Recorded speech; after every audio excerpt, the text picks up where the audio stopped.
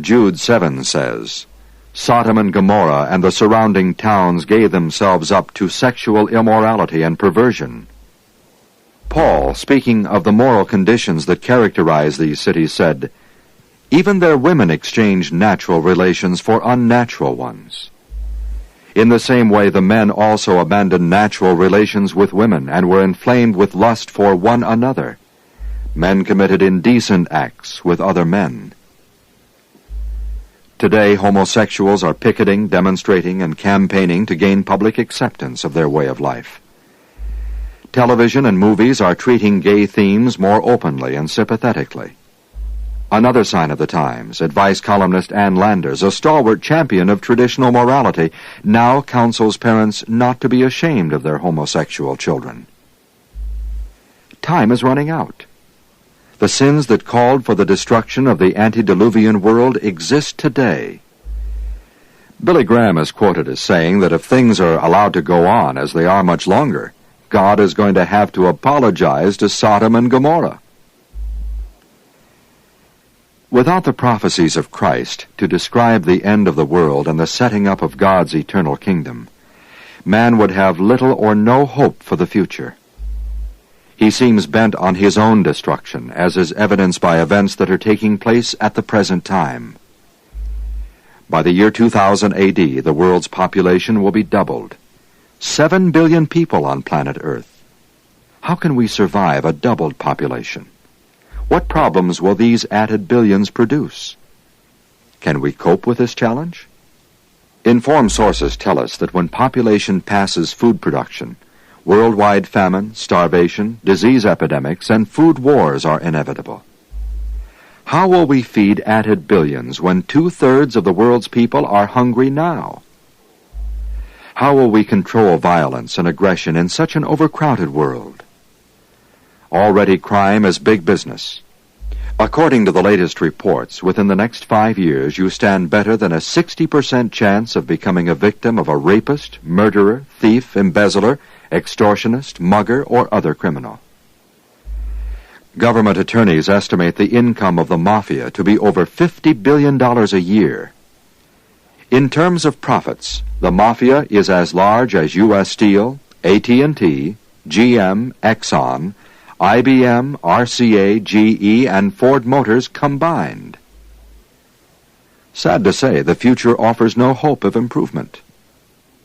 Paul said, Evil men and seducers shall wax worse and worse. 2 Timothy 3:13. With the diminishing natural resources and the rapid increase in population, man faces serious problems in surviving on Earth. Where will energy and pure water come from? With a doubled population, how will we cope with contamination, pollution? More crowding means less sanitary buildings, more waste and refuse, more garbage, more pollution of water, air, and land, more and more disease.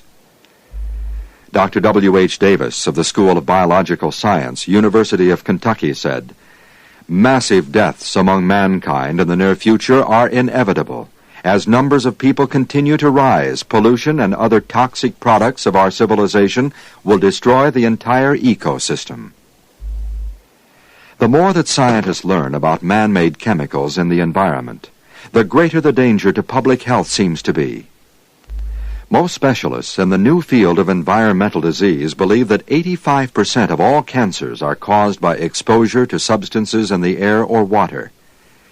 These include everything from compounds in tobacco and automotive fumes to asbestos, vinyl chloride, the pesticide dieldrin, carbon tetrachloride, and chloroform. Now there is a new threat. Paradoxically, it involves chlorination, the process that most towns and cities use to kill disease-carrying bacteria in ordinary drinking water.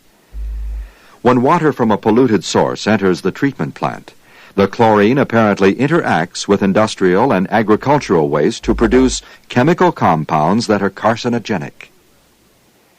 Everywhere we look, the increasing population coupled with diminishing natural resources seem to spell doom for mankind. Christ described the dilemma of Earth's last hour by saying that there would be upon the earth distress of nations with perplexity. Years ago, Sir Winston Churchill said, "We seem to be moving, drifting, steadily against our will, against the will of every race and every people and every class, towards some hideous catastrophe. Everyone wishes to stop it, but they do not know how. The nations have stockpiled enough weapons and bacteria to destroy the whole world."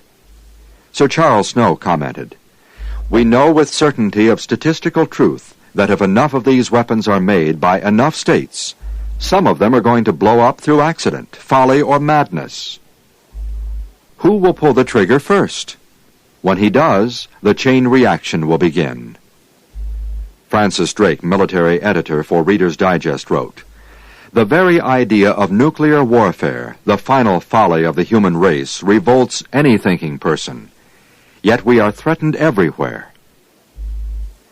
The relevancy of Christ's prophecy concerning the end of the world is recognized by thinking men and women today in view of man's own plans to make this world uninhabitable. This is why Christ said that men's hearts would fail them for fear as they looked at those things coming upon the earth. "For the powers of heaven shall be shaken, and then shall they see the Son of Man coming in a cloud with power and great glory."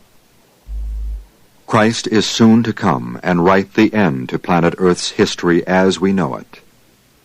In fact, he said, "When these things begin to come to pass, then look up and lift up your heads, for your redemption draweth nigh." The Bible gives the warning of coming disaster and the end of the world just as Noah gave the warning to the people living before the flood. In fact, Jesus compared the conditions on earth in the last days to those at the time of Noah. "But as the days of Noah were, so shall also the coming of the Son of Man be. For as in the days that were before the flood they were eating and drinking, marrying and giving in marriage, until the day that Noah entered into the ark, and knew not until the flood came, and took them all away, so shall also the coming of the Son of Man be." Before the flood, God sent Noah to warn the world of the coming disaster. For 120 years Noah witnessed to the coming destruction by preaching and building an ark. Of the vast population then living, only 8 persons survived. Not because God had failed to give the warning, but because they failed to prepare for the day of destruction. Noah made his final appeal. The animals filed into the ark. Noah and his family entered too, and God shut the door. The destiny of the antediluvian world was sealed forever. The flood followed, destroying every living person of that ancient civilization except Noah and his family, who believed God's warning and accepted his provision for salvation.